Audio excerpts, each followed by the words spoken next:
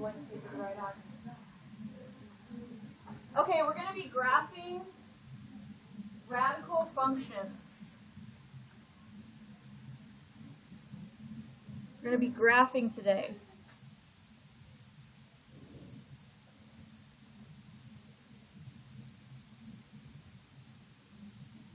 All right, so we are going to learn about how to graph square root functions.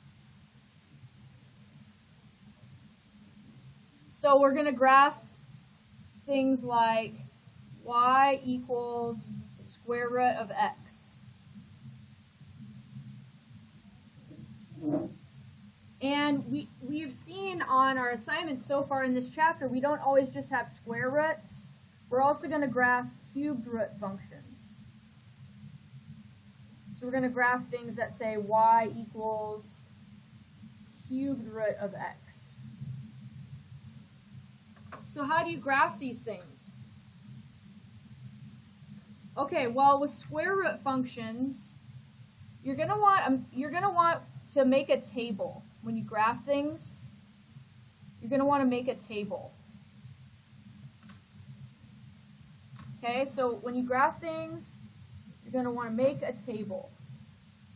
It'll be like that too, even if we don't do a paper pencil worksheet, it'll be like that on ALEKS too. You have to know how to make a table and get points that you can graph. Okay, the part inside the square root, you guys might remember us talking about this. You can't do square root of negative numbers. Like if I go on my calculator and try to do square root of -5 or something like that, you can't do that. It says domain error. It's an imaginary number. Remember about imaginaries? You can't take square roots of negative numbers. You get I, imaginary. So the numbers we want to plug in here, they have to be positive. Like greater than or equal to 0. Like x has to be greater than or equal to 0. So when we make our table, we want to pick numbers like 0, 1, 2, 3, 4, etc. You can't do square roots of negative numbers. So if I wanted to graph this thing, I just have to know that square roots, it has to be something greater than or equal to 0 inside the square root. Okay, so I think some of you can do a little bit of mental math. What if I took the number 0 and plugged it into that problem?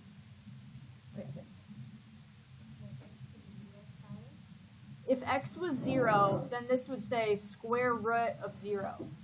What's the square root of 0? What if you took this number 0 and plugged it in there? Square root of 0, so what times the stuff is 0? That's a 0. Why would it be 0? Yeah, square root of 0. 0 times 0 Is 0. Yep. So see, I just want to fill in my table. I want to calculate this stuff. What if you plugged a 1 in there? What's the square root of 1? You guys know what square root of 1 is? Take a wild guess. What's the square root of 1? What times what makes 1?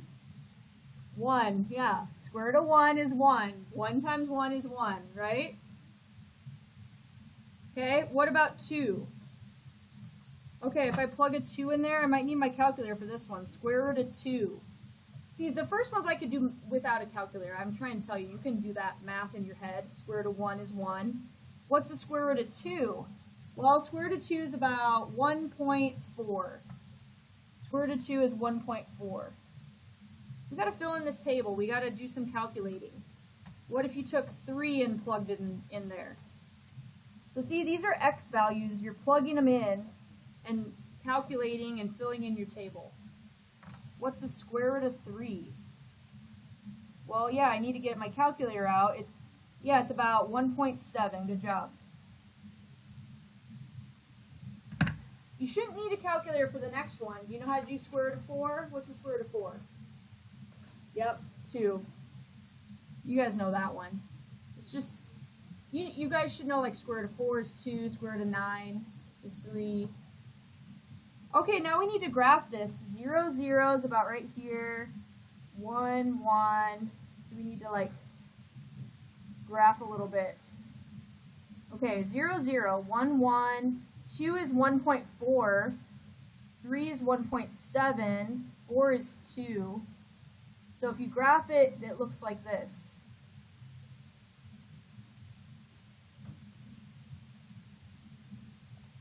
That's what a square root graph, they just kind of curve over one way. That's what a square root graph looks like. So the part that I highlighted in there, that has to be greater than or equal to 0. You can't take, because you can't take square roots of negative numbers. So I had to start my table at 0 and go up from there. 0, 1, 2, 3, 4. Okay, now let's come over to this one, this cubed root function. Let's do this one. Cubed root function. Okay, same thing. I want to make a table. You know, x and y table again. Let's do a cubed root function over here, x and y. Okay, cubed root functions. Actually, cubed root, it's different than square root. You don't. I was telling you about square roots. You can't take square roots of negatives. We were just talking about. But you can take square roots of negative, or you can do cubed roots of negatives. So for your table over here, the middle part, this middle part says x. You want to equal that to 0. That's like the center of the graph. If you equal what's in here to 0, that'll give you the center of the graph. So the center of this one's 0. So when you actually do this one, you want to do 2 points to the left and 2 points to the right. Like you want to actually do 0, 1, and 2, and -1 and -2. There's no restrictions on this, like you don't have to keep it positive. You can do negatives with cube roots. You want to find the center, and then you want to do 2 points higher than that and 2 points lower than that. But with square roots, you have to keep it positive. But cube roots, you can do positives and negatives. They're different types of graphs. This one can go negative. So you equal the middle part to 0, which is just x equals 0, and pick 2 numbers higher than that and 2 numbers lower than that. Well, now you just get your calculator out and do like cubed root of these numbers and calculate it. Cubed root of 0 is 0. Like 0 times 0 times 0 makes 0. Some of these, I bet you know the answer. What do you think the answer is to cubed root of 1? You know what cubed root of 1 is? This is not complicated. What times what times what makes 1? What do you multiply together to make 1? Yeah, 1. The cubed root of 1 is 1. It's easy. The cubed root of -1 is -1. -1 times -1 times -1 makes -1. But you're going to need a calculator to do the cubed root of 2 and the cubed root of -2. Cubed root of 2 is 1.26. And cubed root of -2 is -1.26. Okay, so now let's graph a cubed root function. Let's graph those points. Okay, 0, 0, 1, 1. 2 is 1.26, so just a little bit higher. So this is going kind of like this. And then -1 was -1, and -2 was -1.26. So this one goes like this. A cubed root graph looks like this. Kind of sideways, snakes around. The cubed root graph, cubed root is opposite of third power. Did you know that? They're inverses. Cubed root is opposite of taking something to the third power. They're inverses of each other. You might want to look at the board up here, see the third power graph. The cubed root graph, the one we just did, it's kind of like this one, but on its side. See? See this one on the board? That's third power. This one's the third root. They're similar. They're inverses of each other. It's like on its side. It's kind of like that one on the board, but inverse. It still has like two branches. Like that has two branches, one up, one down. This one has one going to the right, one going to the left. So these are the kind of graphs you're going to be doing. Now they get a little more complicated than this. I just did basic, just put an X in there. Let's do something a little harder. Let's try another one. Let's try to do y equals square root of x minus 3 plus 2. Let's try a little bit harder one now. I'm doing another square root one, but I added some numbers to it, so it's a little different than the one I just did above it. So the part inside the square root, this part that says x minus 3, you want to equal that to 0. You want to like solve that, and you want it to be positive. Like we're saying, you can't do square roots of negative numbers. So you want to take that part and make it greater than or equal to 0. Solve it, which means add 3. So you get x is greater than or equal to 3. That's so you know how to make your table, so you'll be able to graph it. Then you make a table,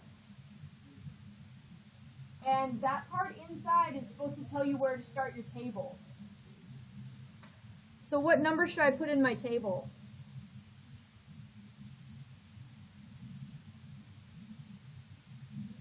What should I put in my table, you guys? 3. What else? You know what this symbol means?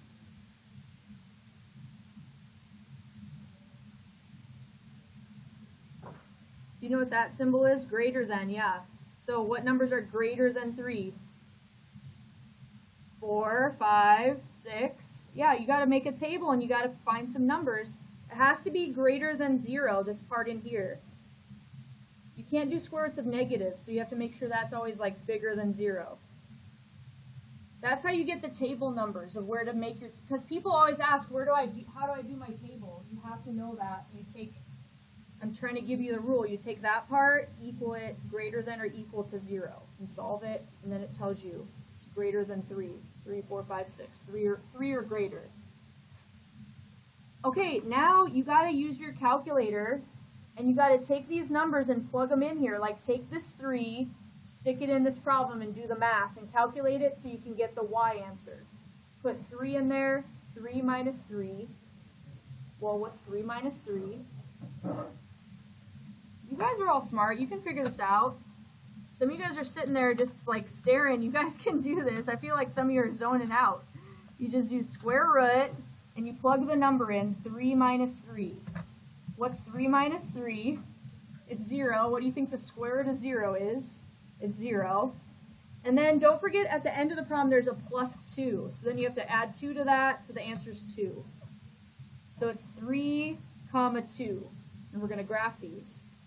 Now try 4. You do square root. And like inside of here you need a parenthesis. You have to plug them in and do like you should put parentheses like if you're typing it on your calculator. Use parentheses and do 4 minus 3. Like that. See, like square root of 4 minus 3. 4 minus 3 is 1, so it should come out to 1. And then don't forget to add the 2 at the end. Sometimes people forget the last step, plus 2, which would be 3. So it'd be 4, 3. Then try the next one would be square root of 5 minus 3. And then add the 2. Don't forget to add the last 2 after you calculate that. I got 3.4. And then try 6. So it'd be 6 minus 3 is 3, so it'd be square root of 3, and then plus 2. This one comes out to 3.7. Okay, then you graph it. Okay, so if I graph it, 3, 2 is where you start. 3, 2. then 4 comma 3, then 5 is 3.4, then 6 is 3.7, so a little bit higher. So it starts going over like this. Then just connect your dots. And when you do them on Alex, today we're doing a worksheet, but I know like we'll do on Alex also. Yeah, when you do them on Alex, they ask you to try to get like 4 points. That's why we made a table and got the points. Yeah, you just plug them in, calculate. So this graph, doesn't it look very similar to the first one we did? It just started in a different spot because these numbers in here made it start like 3 to the right and up 2. You might kind of remember that. That just made it shift like 3 to the right, up 2. You might remember that shifting graphs too. Like that when you add a number in, it just moves the graph. But yeah, just take the inside of the square root, make sure it's greater than 0 or equal to 0. Then you know where to start your table.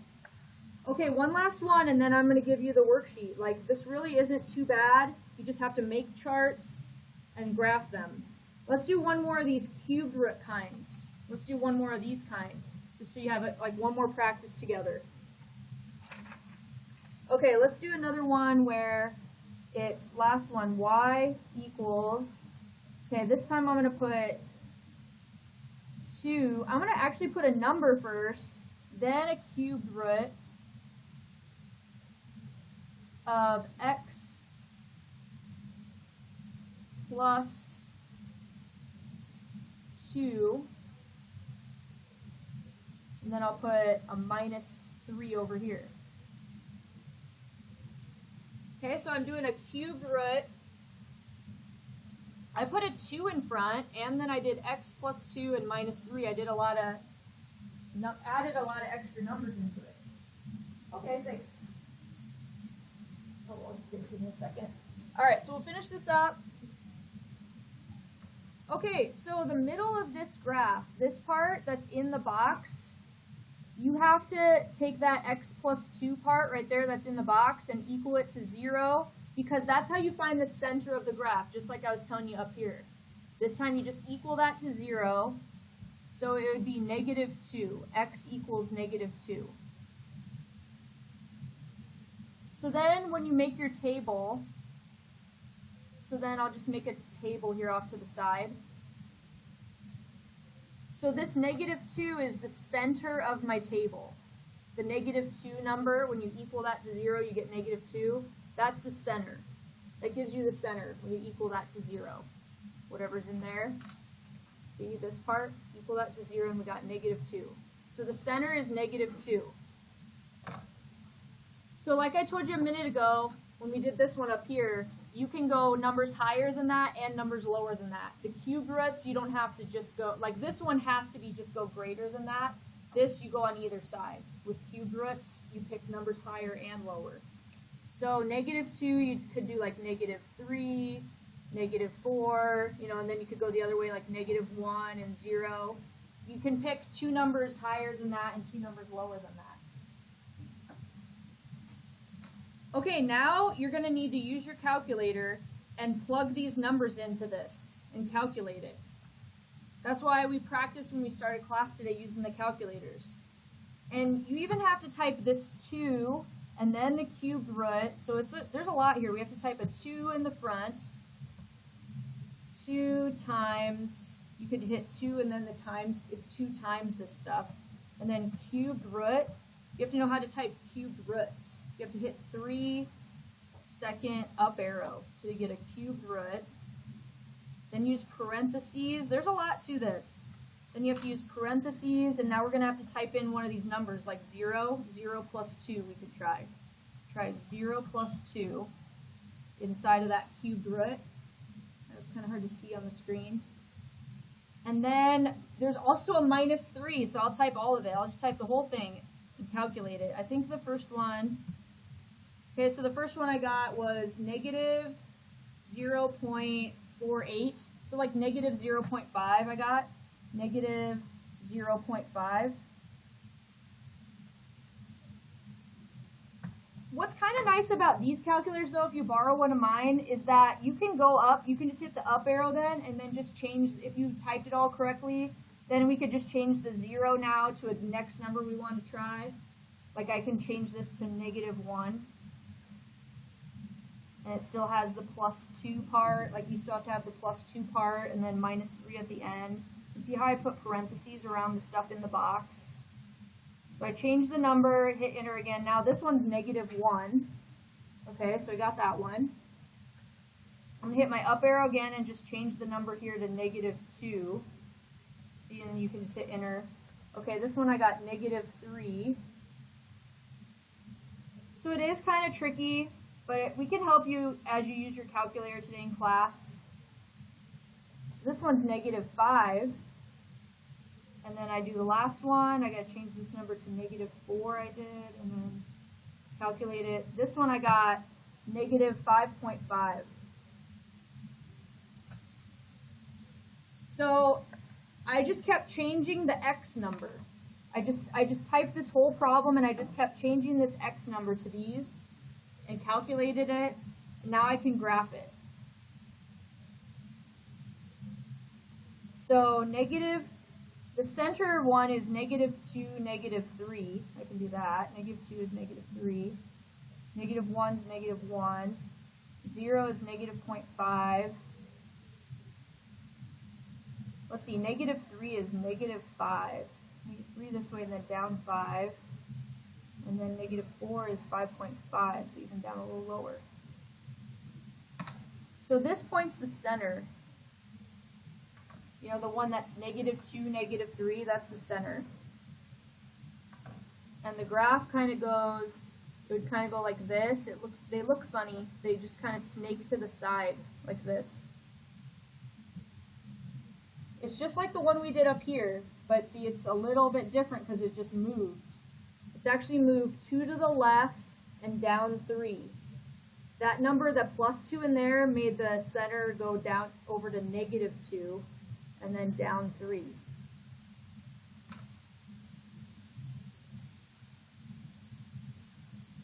We talked about that earlier this school year too, how when you add numbers to the problem, it makes the graph move left, right, up, down. Yeah, that made the graph go to the left and down 3, where the center is. This one was centered at 0, 0, because it didn't have any numbers in the problem. This one's centered at to the left, down 3. That's where the center point was. And then it's still like the one above, but it moved. And having the 2 in front, that made it a vertical stretch. It actually made it a little bit taller up and down than this one. Like we've talked about transformations earlier in the school year. Yeah, that moved it left 2, down 3, and that's a vertical stretch of 2. Like it went up and down a little bit taller than that one. So yeah, it's a lot to go through, but I know you guys can do it. I'm going to give you the worksheet on it, and I recorded it, so if anyone was gone, I recorded the lesson so you can kind of look at it. So I'll do the worksheet now, and we can come around and help you if you need help, like how do you type these in my calculator, that kind of stuff.